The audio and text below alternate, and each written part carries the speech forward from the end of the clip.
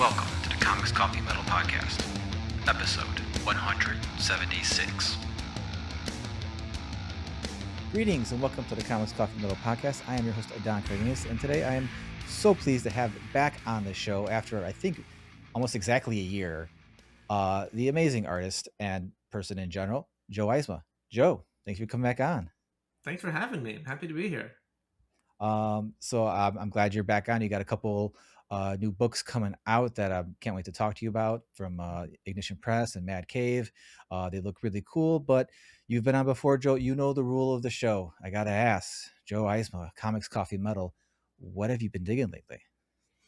Well, I don't know how recently this was compared to last time we talked, but I have a Ninja coffee combo thing or whatever. Yeah. So it's a drip coffee maker, but it also does. This is also an espresso combo thing, so it makes espresso and lungo, nice, all that stuff. So like I am loving that thing every day.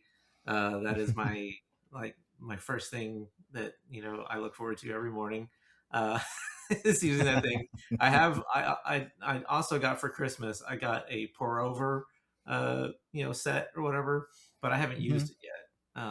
So like I'm still loving my coffee every day. It doesn't matter the temperature, if it's warm, cold, whatever. So yeah, that's my coffee. Comics, and this is going to sound really bad because I'm so far behind, but I've been really digging reading the Krakoa X-Men with Jonathan Hickman because I missed that when it came out. So I've been catching up on it, and oh my god, it's blowing my mind. I love it. It's like it's taking me back to when Grant Morrison took over and did New X-Men, and just like how fresh and exciting that felt back then. And it was like recapturing that feeling. So that's like my comic thing that I've been loving. And metal. I don't know about you. I mean, we talked a little bit about before, how big of a Black Sabbath fan I am, but I'm also a thrash metal fan. And Testament put out a new album a few months ago called Parabellum. And I've been digging that. That's been probably my most recent metal thing, because outside of that, like what I listen to most when I'm drawing and doing my comics are video game soundtracks. So I kind of, they're good vibe setters. Yeah. A lot of times when I'm listening to music while I'm working, it is about the vibe you're doing and all that, and the metal and all that is usually for when I'm having to deal with the world. Yeah, exactly. like because I do teach at a college 2 days of the week, and so like when I'm doing my commute, that's when I like to listen to my metal, especially with some of the way the drivers are. Is like it helps kind of channel some of that frustration, But exactly. My wife always knows when it's spring and summertime. We have the windows open. She always knows when I'm coming home. That's for sure. Only one in a neighborhood blasting. There's that meme. It's like the guy who's on those Dos Equis commercials, or the old guy is like, I don't always listen to, but the one it was is like, I don't always listen to Black Sabbath, but when I do, so do the neighbors. And that's kind of how I feel, because like I always want to crack open my windows and just crank that stuff, and and my neighbors definitely get an earful with my my little Bluetooth boom box I got for myself when I'm grilling all summer. So nice. I think I'm the only one in our direct vicinity that has anything that's not hip hop or Mexican banda music. which is all fine in itself. Sure. Well, you gotta have diversification. Of music. But I'm trying to diversify everything. Like, hey, open your minds. Maybe you might like this, guys. Exactly. Or not. I don't know. Yeah. You mentioned the New Testament album, which is great. Testament has been. I was never a huge Testament fan from the early stuff, but for some reason, just the way that Chuck Billy's voice has aged, like ever since I think the 2010 or was around the late 2000s, like those albums on, like I'm just all in. I am just all in with them. Oh, just for like sure. It's just, and they haven't lost a step with just the precision and the riffs, and Alex Skolnick is just ridiculous. Oh my god, Alex is phenomenal. Like a lot of those early thrash bands, like I don't know, Exodus kind of had this, and Testament early on, like the vocals it's almost like they were almost trying to do a Bon Scott kind of thing or something. I don't know. Yeah, kinda. It Yeah, I didn't can see really that. work for me. So yeah, I agree with you. Like the early stuff, like I'm not as huge a fan of. I mean, technically it's brilliant. Don't get me wrong. Like I Yeah. still cannot believe that they can play some of that stuff. But I kind of really became a fan of Testament around '94 when they did Low, Mm, and they had okay. James Murphy from Death play lead with them, and some of those songs were just like insane. And that's when Chuck started to do the death growl, you know. Okay. And I was so surprised that he could do that. I was like, wow, I didn't know he could do that. And but yeah, like I agree. Like from the 2000s when they reunited in 2008, and from then on, I think they really just kind of found their groove and Mhm. everything. And Alex has always been like one of my favorite guitar players. And Yeah. when I used to play guitar regularly, you know, he used to write a column in, I think it was Guitar Player magazine. I don't Guitar remember. World, I think it was. Was Guitar it? World, I yeah. don't well, it might have He been actually Guitar because answered one of my he questions. had like a jazz side quest thing Yeah, happening, didn't he? So yeah, might be but like Guitar I Player. had written in like a letter. I'd written him a question, and he actually answered it in his column. And I cut it Oh, out and nice. clipped it out and put it in my like my Nice. wall for a while. But Nice, yeah, nice. he's awesome. If you like, are you a fan of Creator? I do like Creator. Yeah. They just had a new album come out this year, which I thought was like phenomenal. Oh Like yeah. it was I haven't really, checked really that one good. out Like yet. really just great. Just it's not like changing what you think thrash is or this Hmm. new elevation of thrash. It's just some good thrash, man. It's just Yeah. like that thing you like, and here's some more of that thing you like. Okay, Yeah. great. This is Yeah. exactly Yeah. what I I need mean, right now. you don't have to reinvent the wheel every time. You Yeah, know. yeah. Yeah. And knowing you're such a big Sabbath fan as well, I think last time you were on, we both instinctually just wore Black Sabbath shirts too. Oh yeah. Um, That's right. there's a new band I've come across that isn't, not really Sabbathy, but like they're in that they kind of have that that kind of like stonery doom kind of vibe, but Hmm. it's much more like I think I described them as the sword through the filter of like Jerry Cantrell. Oh, very They're nice. called I just had them up. They're called yeah, yeah, Dark something. Dark something. Dark Okay. Chapel. Dark Chapel. Dark Okay. Chapel.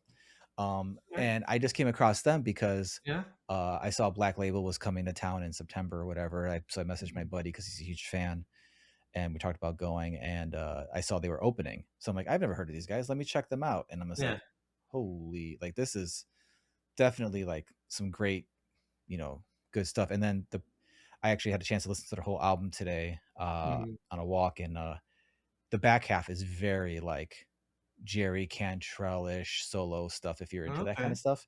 Yeah. So not super metally, but like metal enough. Yeah, you sure. know, Well, I it's love definitely Jerry. got some, Yeah. yeah, lots of great riffs and stuff in there. So I would suggest you check those guys out. Okay, that's cool. They're You really know, cool. it's funny you mentioned Jerry Cantrell because like I bought tickets to see Metallica in '94.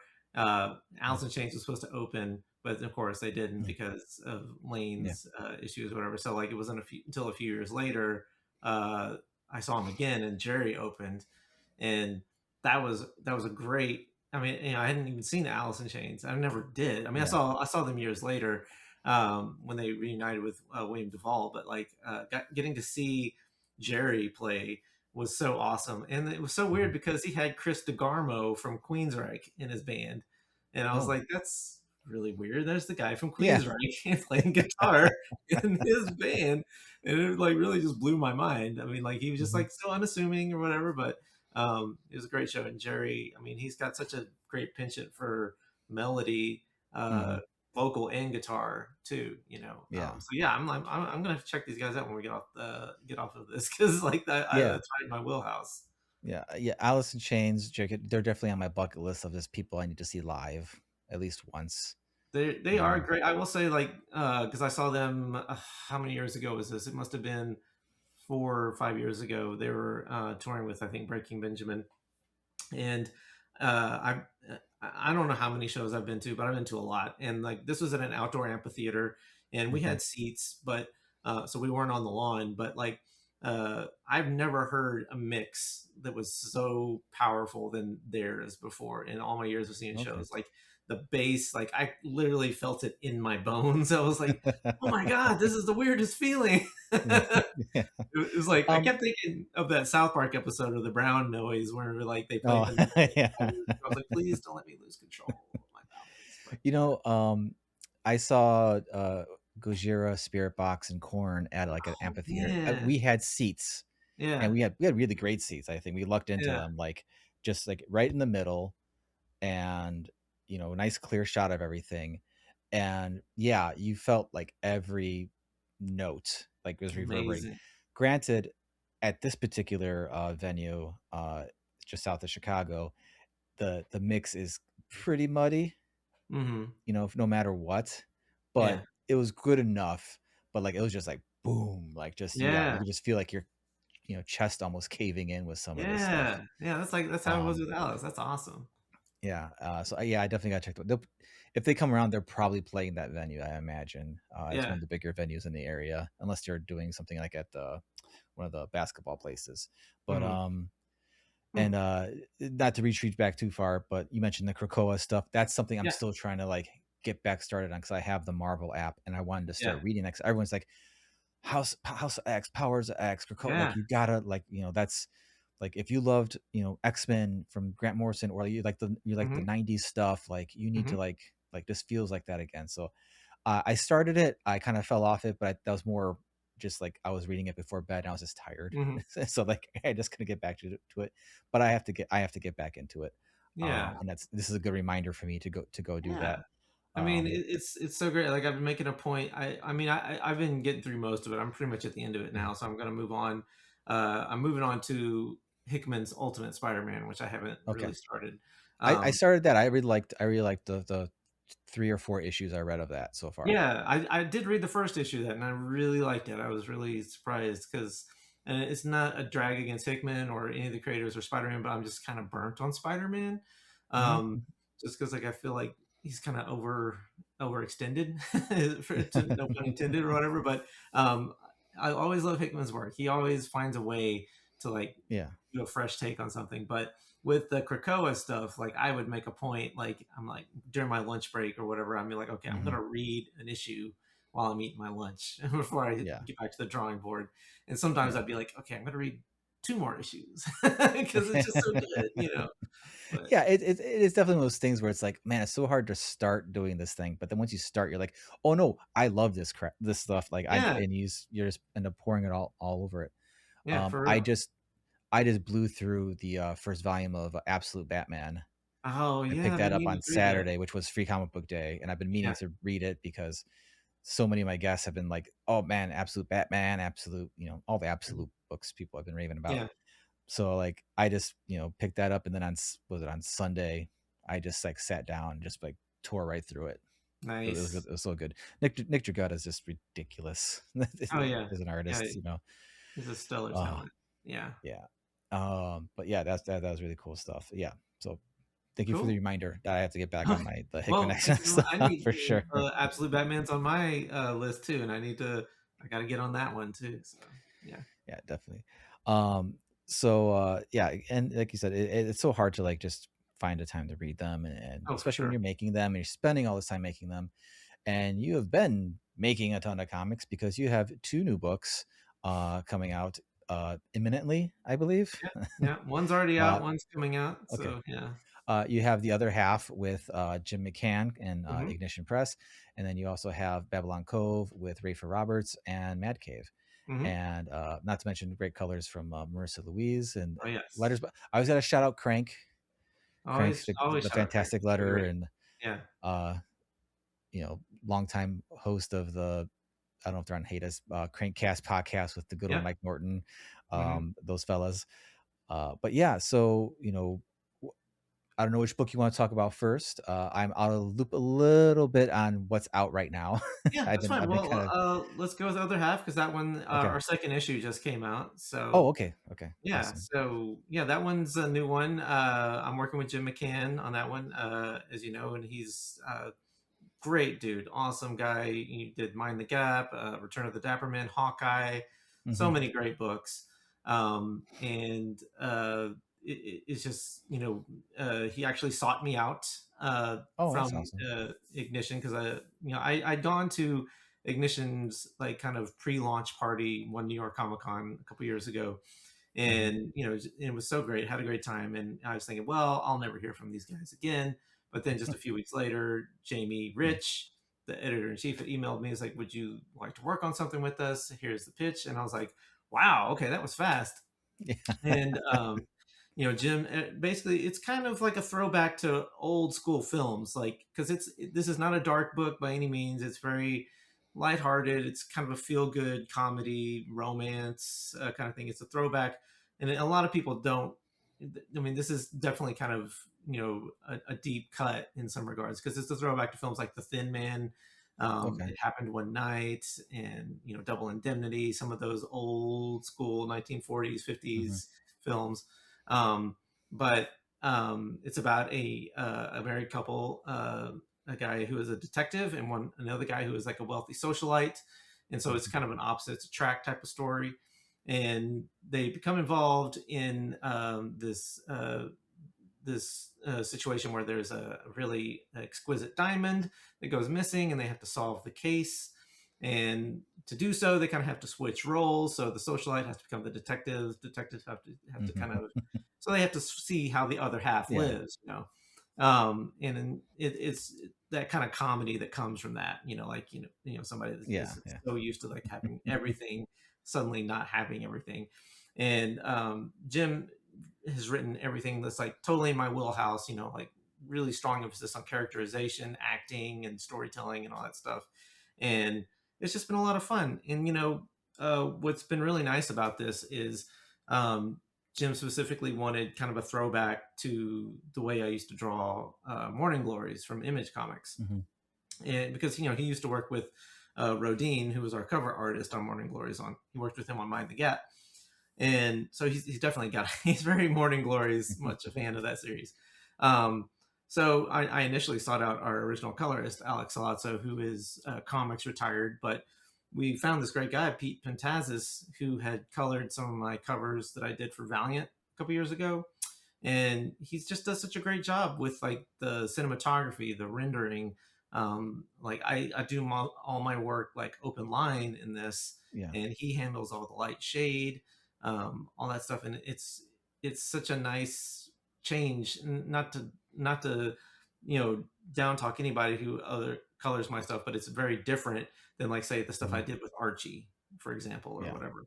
Yeah. Um, but it's a really nice, like I said, it's like nice changing things up every once in a while, and it's just a fun book. Tonally, like I said, it's right in my wheelhouse. It has comedy, it has a lot of, but it has drama, suspense, and but it's also the way I've been telling people is, like the world is really shitty right now. I mean, like there's a lot of crazy shit that's going on. I could say shit, right? I'm sorry, I've said it like three Oh times. yeah. You could swear away, sir. Okay.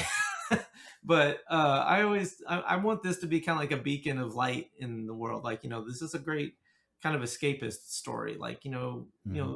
everything's on fire. Well, like, let's not look at that right now. Let's like, Yeah. kind of escape to something that makes you feel a little bit better. It's like a feel good kind of Yeah. story.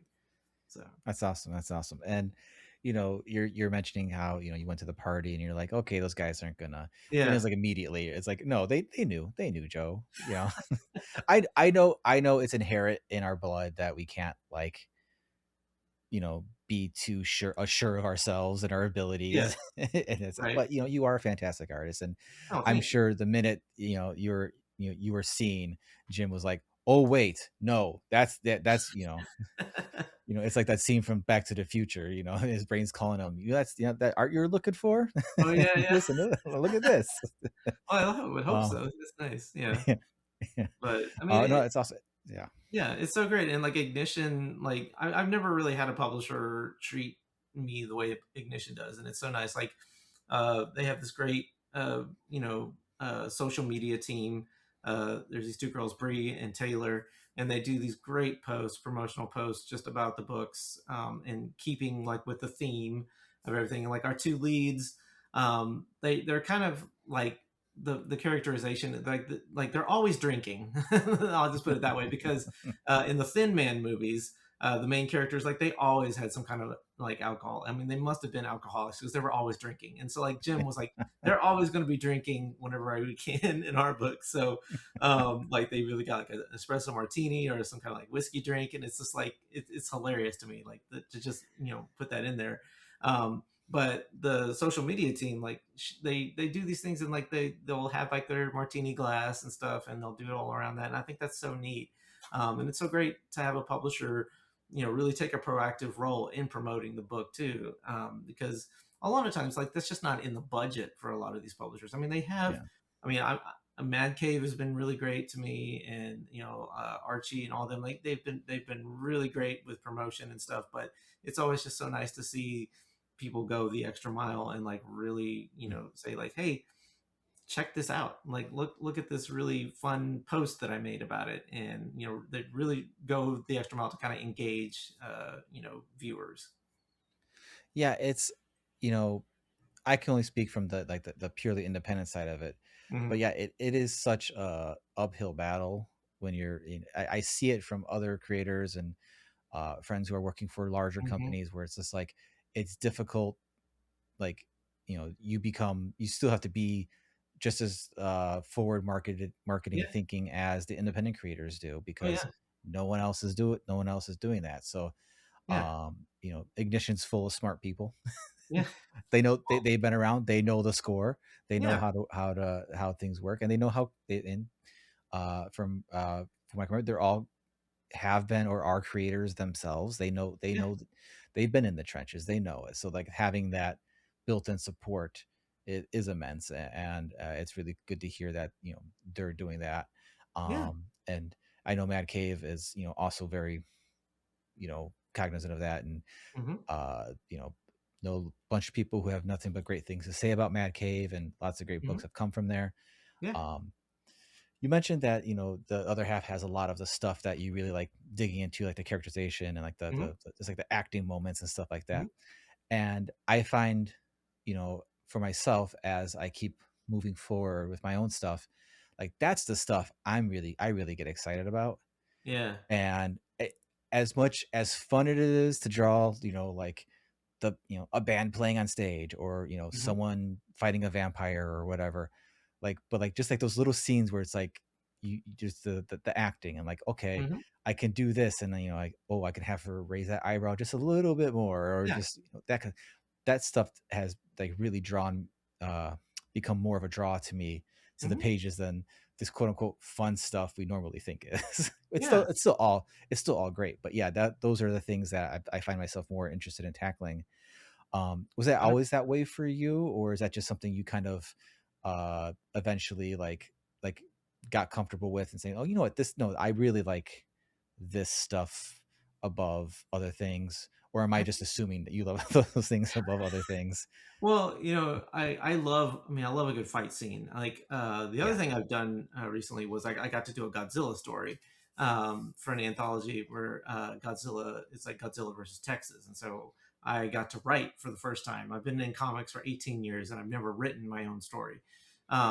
But I'm like, what am I gonna do for? And I only had 10 pages, and so I pitched my editor a couple ideas, and basically what it just ended up coming up with was like a giant mech, a cowboy mech fighting Godzilla for 10 pages. So it's like just 10 pages of a slugfest. And I Nice. love that because I mean, what artist doesn't love to draw a fight scene, like big action sequence, Yeah, that destruction and all that stuff? I mean, that's yeah. great. But I think early on in my career, I think I definitely gravitated more towards the storytelling, the acting, because like I don't know what it is. Like I just distinctly remember like I was at a buddy's wedding about 18 or 19 years ago, and he asked me to do caricatures at his wedding reception, and so I literally left the wedding, sat down at the reception, and I had a line, and that's all I did all reception was I did caricatures. But I made a ton of money in tips. It was great. My hand was Nice. killing me afterwards, but I I bet. didn't Yeah. do anything at the reception. I didn't even get to eat. I just like No. just drew caricatures. I didn't mind. I made money, but like Yeah. you know, finding personality and like putting it in an expression, like that really started to appeal to me, and like discovering works by like, and I may have mentioned him last time, Naoki Urasawa, who does 20th Century Boys, Pluto, Mhm. and so many other books, but like 20th Century Boys in particular, the character acting, the storytelling on that, like that blew my mind. Yeah. I mean, just as much as, you know, a double page spread from Todd McFarlane or Jim Lee did back in the day. It just hit a different part of my brain, you know? And like, yeah, I live for that stuff. I live for like let me have characters, you know, having some kind of drama, and like, you know, figuring out how best to stage that, in terms of where to put the camera, but also like how to have the characters act, like what's their body language, you know, what are their expressions, you know, um, how can I elevate the scene that way, and like that's like Mhm. that is totally my jam right there. Yeah, yeah, yeah. It's definitely something that um I never disliked doing, or I think it might be tied into my own feeling of confidence about my ability to do it Hmm. more than anything. Yeah, But yeah, I think like it always astounds me like what I find like most fun to draw with every yeah, issue. Like what's the most, like the last issue of my book I drew, like yeah, we had a big fight scene on it. Of course that was the most fun thing to draw. I got to do oh double yeah, page spreads and throw in some funny gags here or there yeah, and stuff like that.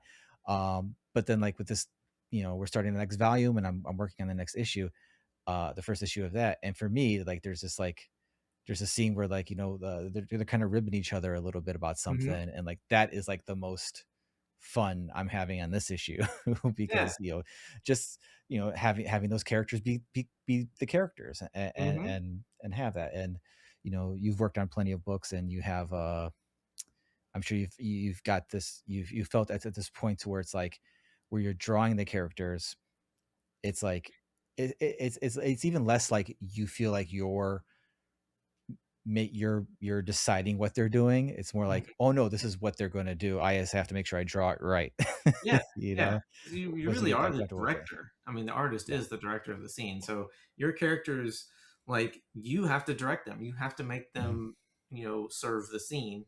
So, like, you know, with other half, like when Jim and I started fleshing this out, like I knew the characters immediately. Like I got them. I got their personalities. I knew their body types. I knew how Hmm. they would hold themselves. Yeah. And so I knew like we had like a scene where they had a fight, and like I Hmm. knew immediately how their body language would change for that, and like that was exciting to me. Like and you know, yeah, that's not like, oh man, that's not, you know, the Hulk, you know, destroying downtown Manhattan or Yeah. whatever. Like that's awesome. Don't get me wrong, I love that Yeah. idea too. But like, you know, figuring out like characters' personalities and like bringing them to life on the page or the screen or however you Hmm. consume your comics, like that is like so cool to me. Yeah. Because my brain can't help go with like metaphors and analogies. It is kind of like the fight scenes are dessert. Like those are Yeah, the yeah, things where you can't, and you can't have dessert all the time, otherwise you're gonna get sick. yeah, But so for you need real, to have that real good meal before it, and for and real. that's what the characterization is, and the acting and getting all that stuff done. Yeah. Um, you mentioned like you also kind of went back to the Morning Glory style, where you're keeping things Mhm. more open Yeah. and things like that. Was that uh, a tough shift to go back to like something where you did something before, or or was it just like putting on old shoes? A little bit of both. Yeah, really. Mm. Because like, yeah, you put those old shoes on, and maybe like your feet have maybe grown a little bit, or maybe, you know, things have changed or whatever, the Yeah. shoes maybe changed a little bit. So you kind of, you have a little bit of, you know, adjustment period there. Mhm. But it was actually kind of comforting, honestly, to go back to that. Like when I was doing like every book that I do, I try to adjust my style to suit the book. I mean, I have my own style, but Mhm.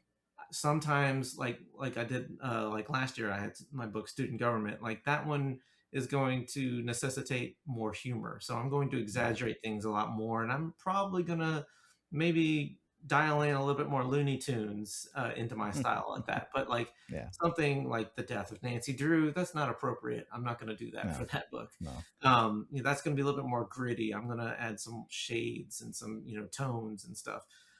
So yeah, like I try to be cognizant of the tone of each book. And since this one, the way Jim described it, I'm like, okay, like yeah, one, I could have gone with a grittier style just because like, you know, film noir was definitely an influence with this, but Mhm. um I specifically, because I went back and looked at Morning Glories for like the long first time in like almost a decade, like really looked back at it and reread issues and stuff.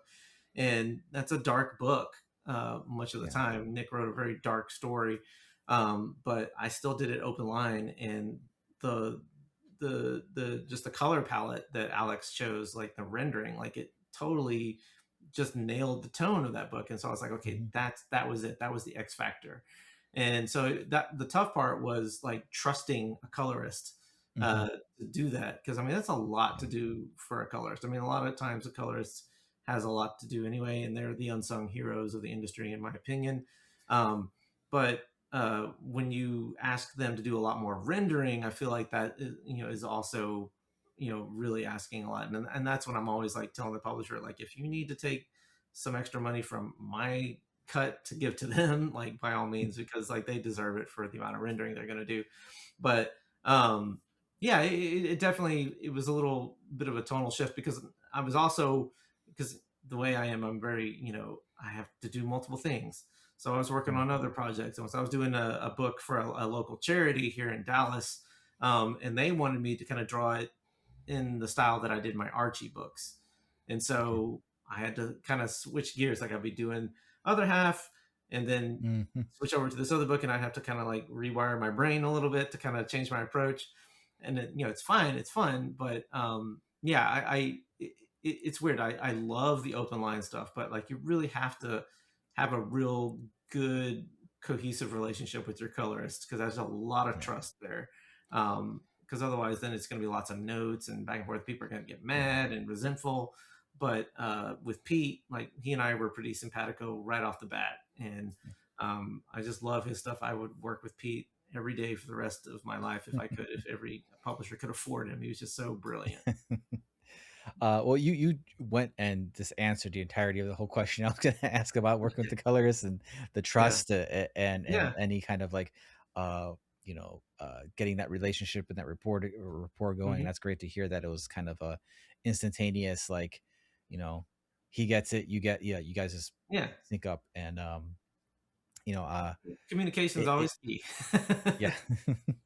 It's and it is, it is true what you said, that colorists, and letterers as well, are Mhm. like the unsung backbone heroes of the industry. Yeah, um and that's not to diminish the efforts of anybody else. It's just that, right. especially in the past, god, what, 20 so odd years, it's just become such a bigger and much more intensive job Yeah, for so many creators. And uh even the creators, even the colorists who kind of are scaling back like the huge amounts of rendering and all that, you hmm, still see like just a lot more like thoughtful choices on yeah, things. And like, and there's some colorists where it's like, oh, they have a pretty flat style, but then you really look at it and you're like, oh no, there's a ton of stuff going on here. It's yeah. just informing it, and it's just, yeah.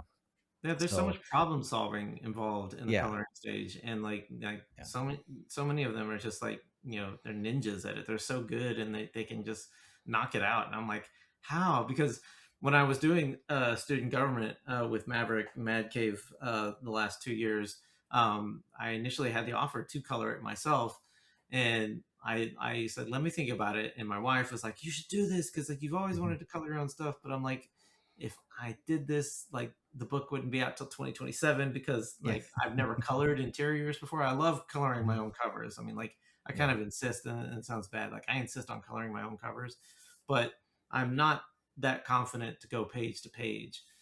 mhm, And I mean, we found Michael Wickham, who did a great job anyway. So one of these days I will color my own stuff, but it's just, it's always a deadline thing and a timing yeah. issue. So, Well, 100%. I love coloring like my covers or like any mhm. pinups or Yeah, anything I'm doing. But if, like, to do the interiors, like, I'd be like, no, because I'm not a fast artist in general, yeah, and I'm even slower coloring. Like, it yeah, is like, even if the pages were flatted for me, like, yeah. it's still, because I don't have the confidence Yeah, in the decisions I'm making. So it's right there with you. so much just sorting through things and changing things and like doing things Yeah, 3 4 times to see which version I like the most, yeah, and not, instead of just like choosing and going. That's, yeah, that's why I like to stick with the colors. And There's to be honest, yeah, I just prefer to color my own covers. Also, just so I kind of stay in somewhat practice of doing yeah. it and how to do those things. Oh, it's so Um, much fun. I mean, like, yeah. I feel like that to color my own covers, like, I feel like every cover is an Mhm. opportunity for me to learn something new, to try practice new skills, Mhm. and do something different every cover to cover. So, like, the covers I've done for like the past 2 years, I'm like so proud of them. I'm like, there's so many that I've done, like in terms of rendering and trying out different techniques that I'm just so happy with, and it's just so fun because, like, you know, early in my career, like with Morning Glories, and again, I'm not trying to like trash talk anybody, but I wasn't really allowed to do covers. It was all Rodin's Mhm. thing, and like that's fine. He did beautiful Yeah. covers, um, but anytime like like a sent alternate printing or whatever came up, like that was never an option for me Mhm. until we got like unless there was like another printing or printing or printing, and then I got to do maybe one, but um, to have editors and publishers that encourage me to do this, I think is so great, because like I had no confidence in it for a long time, but then once I started doing it, like I really kind of started to insist on it, because and I love a great variant cover. We've had some great variant Yeah. cover artists on the other half, and we have some that are still about to show up, um, and I love a great cover artist, but if I'm a reader, I want the cover artist to be the same artist as the interior artist, and like that's important to me as a reader. Just like when I was drawing Morning Glories, it was important for me to draw every single issue of that book. Like I didn't want a single Yeah. fill-in artist. So like every time I sign on for a new book, I'm always like, okay, I get to be the main cover artist. That's like non-negotiable. So Yeah. because like I really strongly believe in that. Like I want the cover to match the interior. I mean, I love great, like I said, I love a good variant, but like I can't have the variant be the main cover. It's No, weird. yeah, totally, totally. Um, I totally am of the opinion that in most cases, the interior artist should be the cover artist. Mm-hmm. I am all for fun variant covers. I Yeah. mean, we've had a ton of them with my book, Yeah. you know, and that's one thing that was one of the early discussions that Steve and I had. He was asking me like, do you want to do the covers? Do we want to do someone else do the covers? Do Mm-hmm. he's willing to do the cover because he's a great artist too. Yeah. And I'm like, no, I'm doing the covers. I'm the main cover. Yeah. And then then we have Steve does a variant cover, which is the B cover, and then we have a cover where I do pencils and he does inks as the Oh, variant to nice. kind of to That's awesome. mash them up together. And then Yeah. we were like trading off doing these other the foil covers. We're trading Mm-hmm. off those, but then I just use those as opportunities to get friends to ink me Yeah. for those. Oh, that's so um cool. so yeah, for next time we're doing stuff a little bit different, but yeah, it was just very much like, yeah, this is my book, this is my baby, I'm Yeah. doing the covers. Are we going to have other variant? Yeah, we had Margot Peapoy from Archie do an Yeah. amazing variant Oh, cover yeah. for our third issue, which I absolutely love. Is one of my favorite things. Just seeing your band drawn as an Archie style band, That's awesome. who doesn't want that? Like have your characters Right? drawn like that. Yeah. Um, and you know, to this day, I rue not just like biting the bullet and buying the original art for it Aw. off of her when I had the chance. But Well, I think that's so cool that you're doing this with you have different people ink you. I may have to yeah, crib that, because I think that's such a neat yeah, idea too. Because I always loved, like, back in the day when, like, the original image crew, like McFarlane, Liefeld, and Lee would yeah, all interchange and ink each other. I was like, oh, that's yeah, so cool! Like mashups of like yeah. my favorite artists. I love that. Or that crossover month where they each did one of their other one's books. Yeah, That was like so awesome. yeah. It was just really fun to see everyone's different interpretations. Yeah, Hmm. for our foil covers, I had I chose friends who were like very integral in my career as a making comics and all that. Yeah. So actually, I had Patrick Brower from Challengers Comics, the Hmm. co-owner. But he's done some inking for Marvel in the past, Okay. as he said in the distant past, he would say. But he still did. And I got I don't know if you can see. I got the original art behind Oh, okay. all the guitars here for both of those. And then for the other one, I had my buddy Kelly Williams, Oh, who's Kelly, I just love Kelly. who's Yeah. just a monster artist in general. I'm like, hey Kelly, would you mind inking something? He's like, yeah, Every sure. And time it's like, Kelly because posts some art, like, I feel a little bit bad about myself.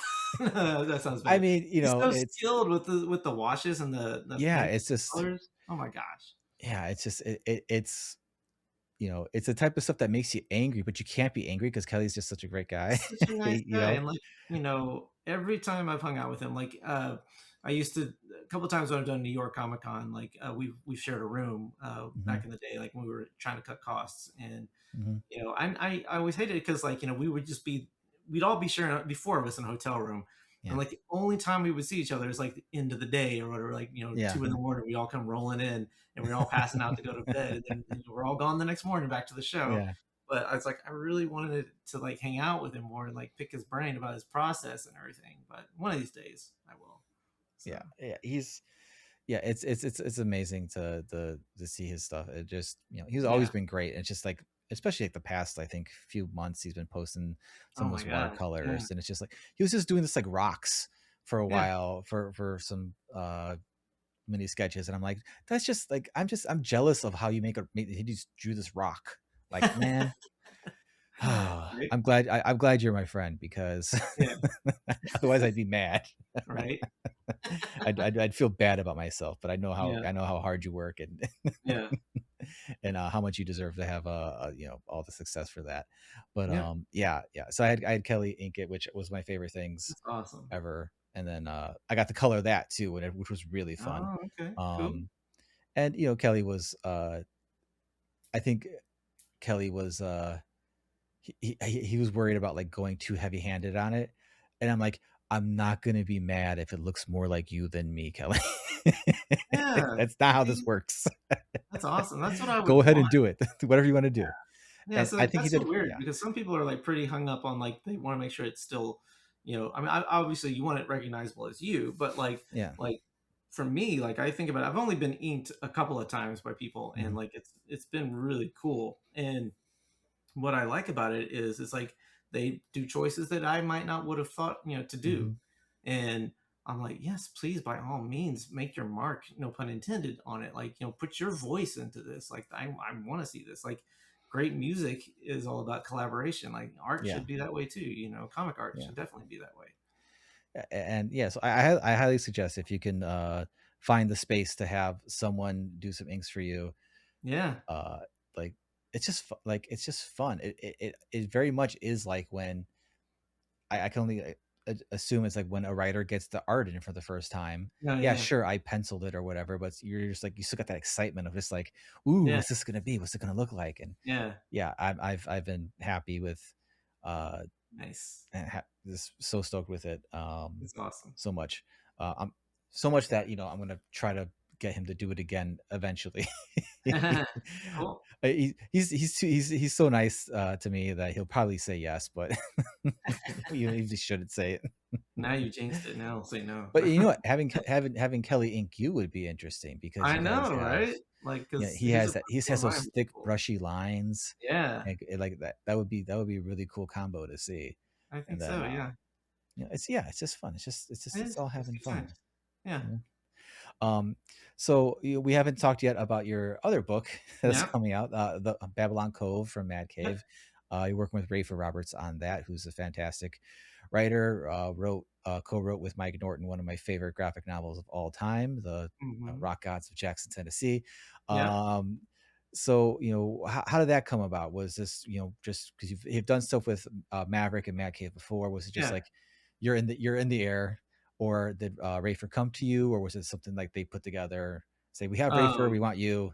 Boom, come together. this one's been a long time coming. Like Rafer and Mhm. I came up with this one many, many, many years ago. It was set up at another publisher who went bankrupt, and I guess people can infer who that was. Okay. Um, then we got the rights back, and it went to Mad Cave. But it's funny. Like you're like, you've got all these books coming out. I finished this book last year. Like Oh, okay. it's been done for over a year. I was like, Yeah. I don't know when they're going to release it. And then I finally get like an email a couple months ago. Okay, it's coming out in May. I'm like, whoa, okay, great. but um, but yeah, like this was a long time because Rafer and I go way back, and I've done Baltimore Comic Con a couple times and hung out with him, and I've always loved the dude. He's such a great, super nice guy. He's just and a hell of an artist too. I mean, let's Oh, not, yeah, yeah, for sure. discount that.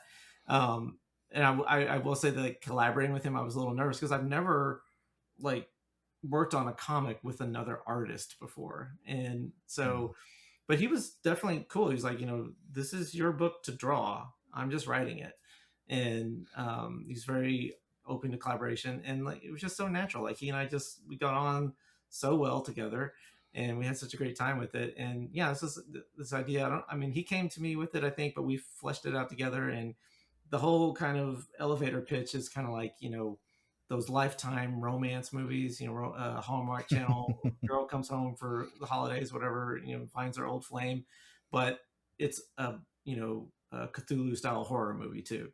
So, so it's like it's a mix of As it like goes. romance and horror, Okay. and it's so great because like and it's funny that it's coming out like right around the same time as Other Half, which is also a romantic kind of Mhm. comedy story.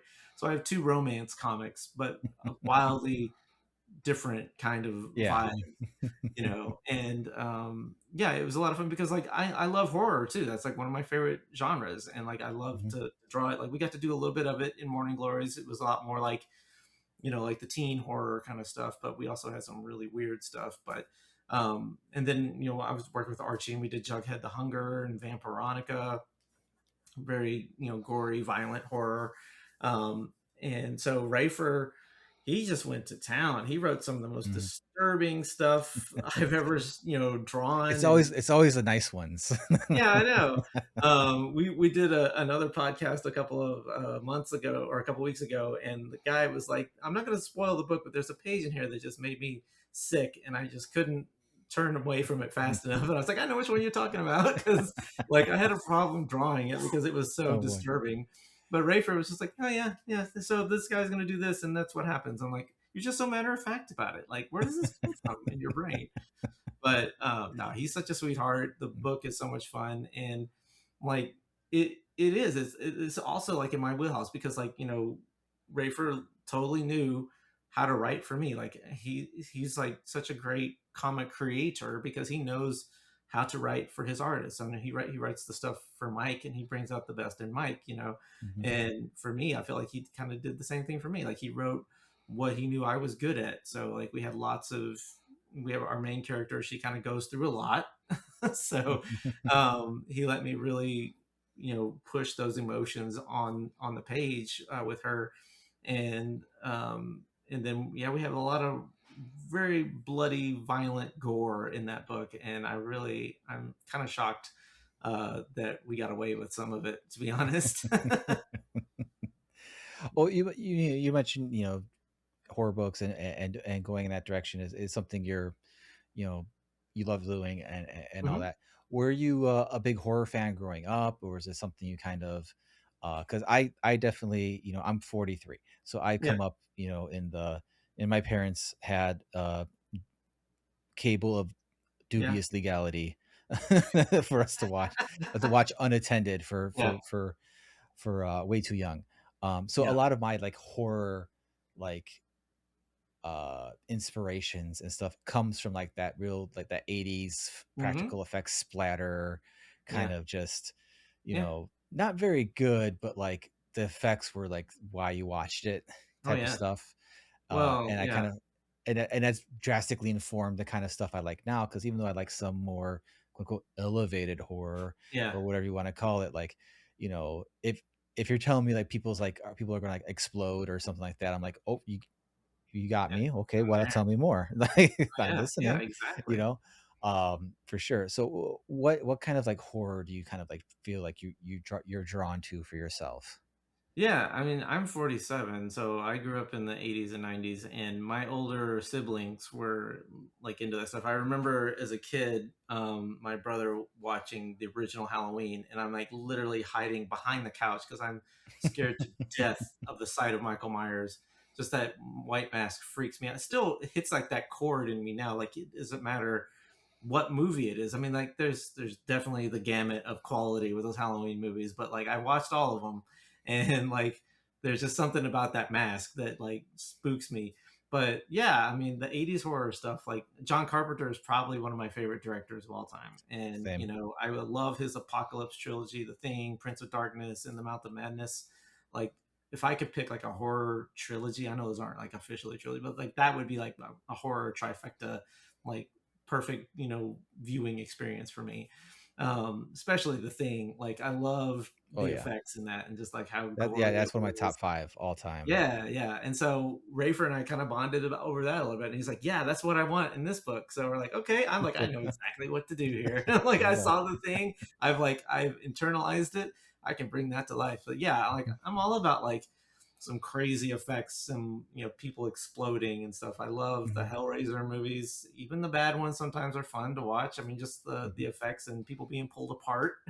Mhm. You Yeah. know, but yeah, I also love the elevated horror too. You know, I mean, something that can be so, because there's what I tell my wife is a little bit more squeamish with that stuff. She doesn't like to watch a lot of the horror stuff, but um, what I like to tell her is like, you know, there's a really fine line between horror and comedy. I mean, like there's just like Yeah. that really razor thin. That's why Scream works so well, is Mhm. because like you build up all this tension, you know, with the horror, and then like you can turn it on its head and throw in some humor, but then that also can be turned on its head and they'll put some, violent horror right after that, and like it just Yeah. feeds upon itself, and I love that. I love that escalation, and that's kind of what we wanted to do with Babylon Cove, because I mean, yes, it's romance and it's horror, but there's also a little bit of comedy in there too, and because of course there has to be, but Mhm.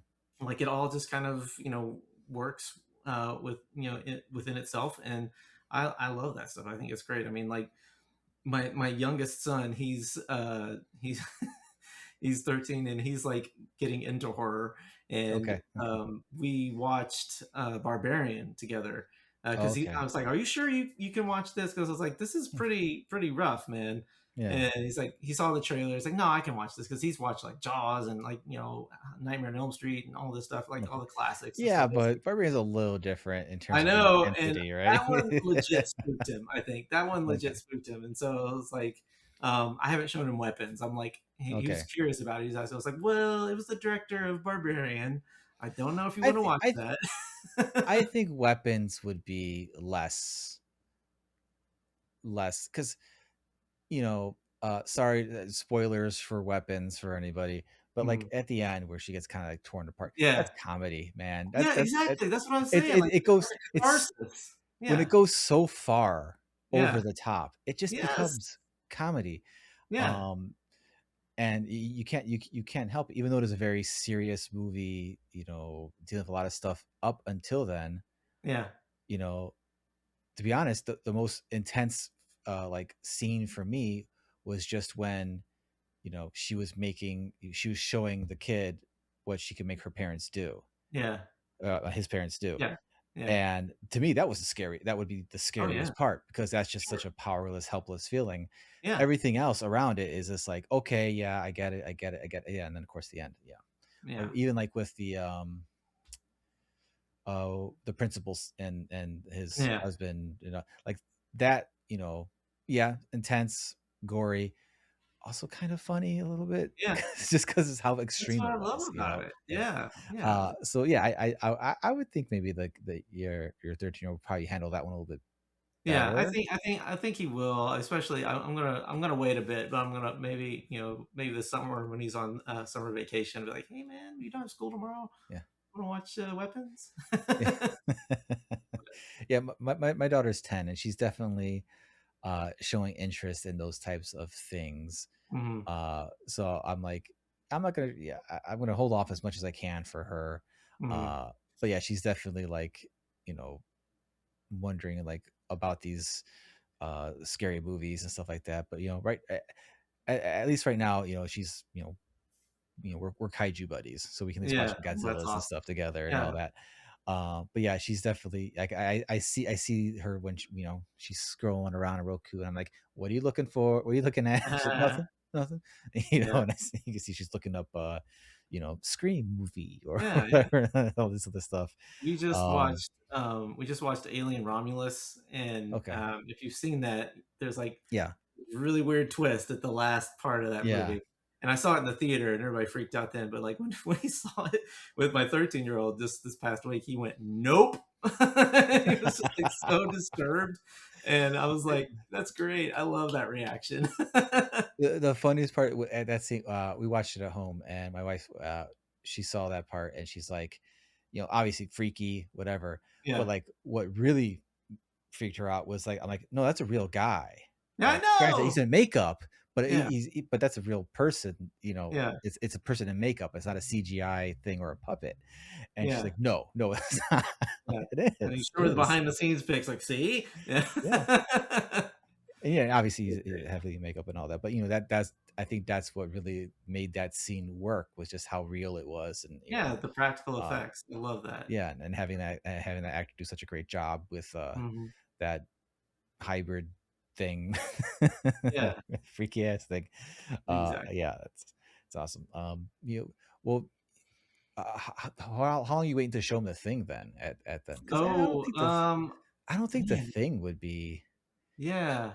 I mean, There's well, I part of me guess that there thinks is a maybe lot. we have watched it because we do a thing every Tuesday at my house is family movie night, Okay. and we watch the gamut of different kinds of films and stuff. But like my oldest is not really into horror movies, um, so I don't know if we've watched the thing yet. I have to ask my youngest if we have, because like you said, Kaiju Yeah. buddies.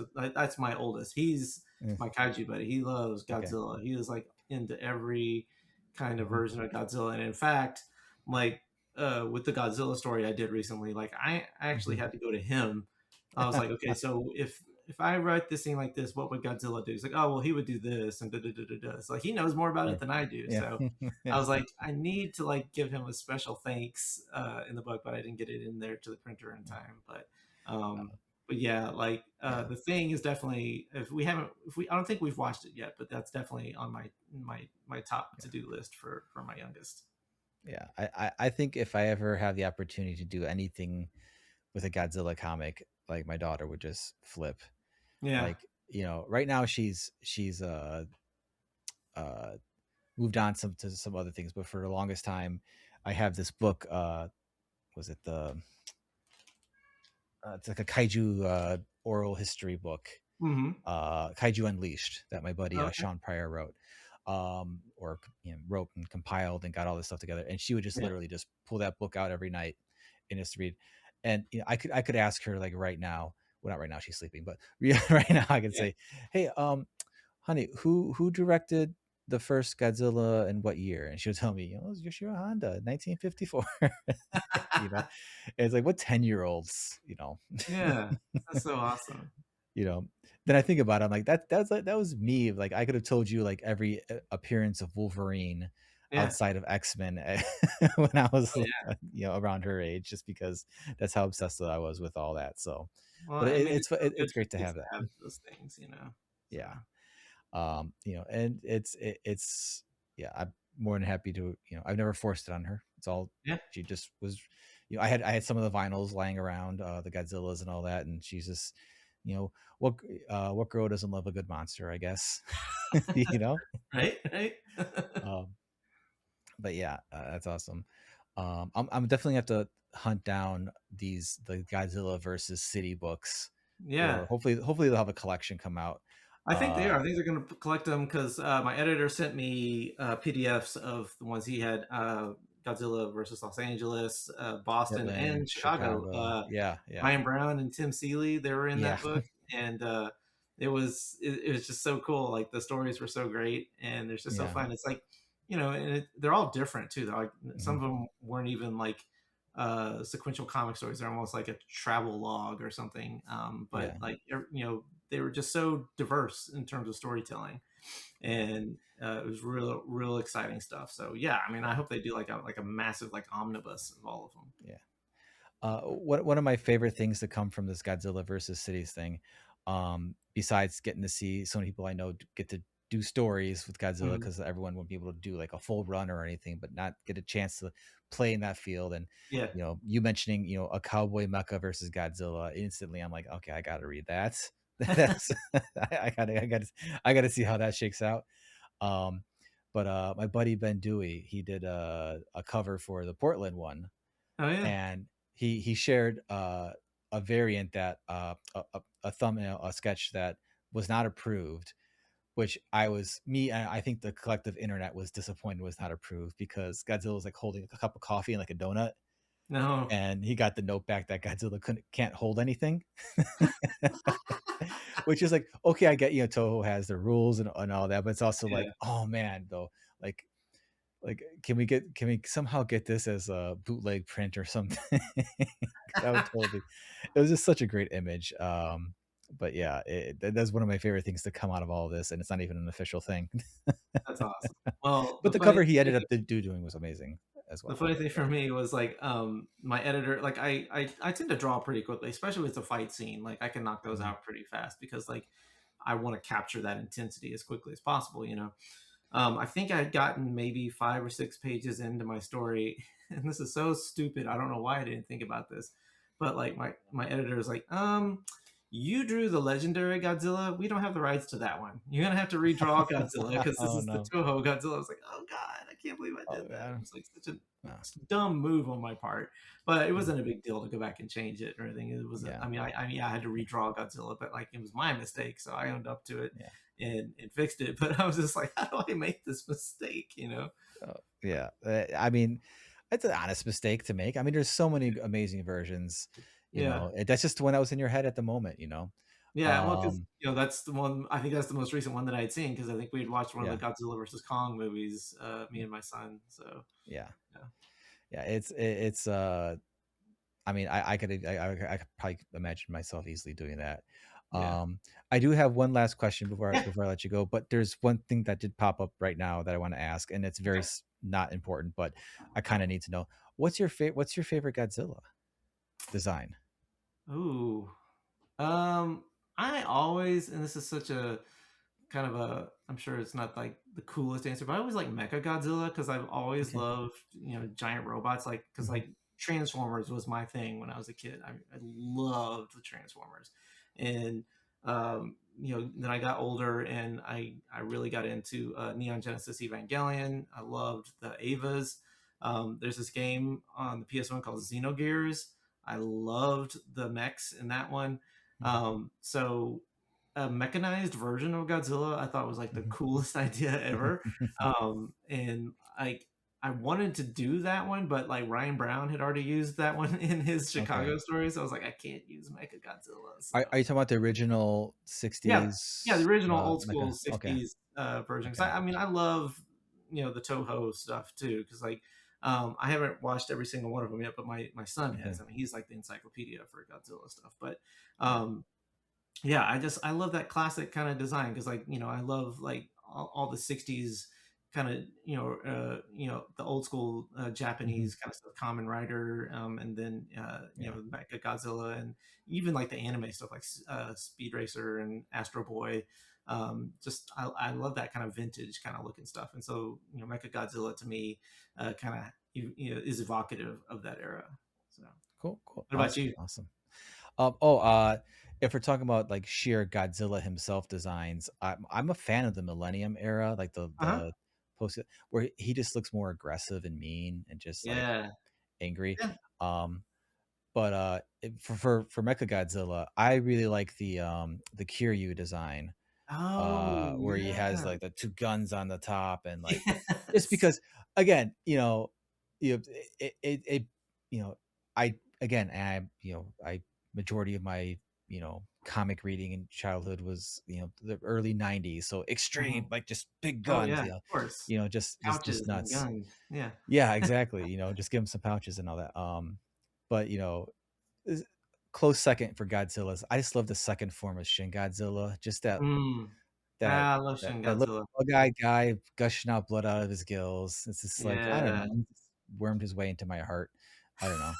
you know, I just love him so much. That's Um, great. yeah, but yeah, and of course, I'm an Anguirus fan. I'm always wanting my boy to show up somewhere. Yeah. He'll never show up again, probably. I'm one of the few people who are like hoping for like in minus zero, like the other monster is Anguirus, but it's Yeah. probably not going to be Nah. that shows up. But we'll see, we'll see. Fingers I crossed. still have my fingers crossed for him to show up. Yeah. Um, well, thanks for indulging that. So Of my course. final question is something I've been kind of asking all my guests this year, Hmm. and that is, the preface is, I've, as people, creative people in general, we always have a million projects we want to do, a million things we want to do, Hmm. and it's always hard to get started. It's always hard to Yeah. like make that one little step, and it doesn't have to be a project. It doesn't have to be anything huge. It doesn't have to be anything life changing, but just something where you're like, I've been wanting to do X, and I just need to do the thing. Hmm. And was there a time, can you think of a time where you just did the thing? You stopped obsessing about it, stopped worrying about, am I going to finish it? Am I going to do it? You just like, I'm just going to start. I'm just going to do it. You know, Yeah, uh, well, actually, it probably pretty recently, because my wife has always been on my case about like writing my own comics. So that's why she mhm. was so. Because like when I first got offered the Godzilla comic, I was like, well, maybe I should call one of my friends who lives in Texas, and we can co-write it together. She's like, no, no, no, you need to write it. And then so I actually really enjoyed it, and she's like, okay, now you need to get off your ass and write the comics that you've been wanting to do. So I literally started it. I started Nice. outlining my first kind of comic story that I came up with on my own, and I'm so excited about it. And so like, I mean, I still have work to do on it, but I'm gonna hope within like the next year to get it like ready to like pitch or to like crowdfund or something, because like I'm so excited about this. I think it's such a fun idea, and like that's what I want in my comics, is just for it to be fun. Yeah. And I'm not looking to be Alan Moore here. So I just want something really fun that appeals to like our demographic or whatever. So um it was doing this Godzilla book that was really the thing that like kind of gave me the kick in the pants. I'm like, you know what, you can do this and you need to do it. Mhm. So I'm doing it, whether it's gonna work or not. Who knows? But I'm having a blast, doing it. That's awesome. That's awesome. And I'm glad that, Godzilla was impetus. In all reality, Yeah, your wife was, was, yeah, you know, I think, many of us creators are blessed with spouses who give us that kick in the pants, yeah, because they are our biggest cheerleaders, yeah, even when we're, down on ourselves about it. yeah. Shout out to the spouses. Yeah. Thank you for all your support and health Yeah. insurance. And Yes, yes. uh but no, truly, yeah, yeah, I can't count the amount of times my wife's been, the, hand to pull me up or the kick in the ass to move me Yeah, forward. yeah, So glad to hear that, wives everywhere and spouses yeah. everywhere are making sure we're getting stuff done. Yep, yep. That's awesome. Well, I can't wait to see what that book ends up being, and when and that comes out. I'm glad that you were able to get it rolling, and moving forward, and are excited about it. Yeah, I'm excited to check out the other half in Babylon Cove. And yeah, so Joe, once again, thank you so much for coming on. I'll make sure there's links to all this stuff in the show notes. People go check out where they can pick up Babylon Cove and the other half, and follow you on social media and all that. So yeah, again, Joe, thank yeah. you so much for coming on. Well, thanks for having me, Don. I had a blast. Anytime.